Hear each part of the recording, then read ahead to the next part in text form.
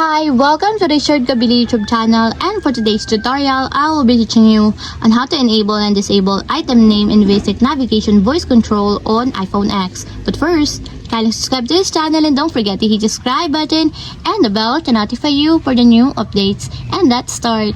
Using your iPhone X, from your home screen, first go to Settings. Then in the settings, scroll down and find the accessibility and then tap. Then in the accessibility, scroll down again and go to physical and motor section and then tap the voice control. Then in this part in the voice control, go to the section and then tap the customize commands. Then in the customize commands, tap the basic navigation. Then in the basic navigation, find and tap the item name.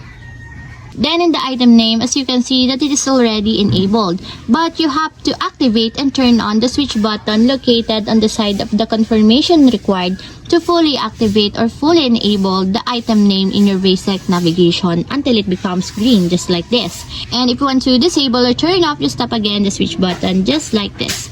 And that's it, we have successfully enabled and disabled item name and basic navigation voice control on iPhone X. If you have a question, can comment down below and don't forget to hit the subscribe button and the bell to notify you for the new updates.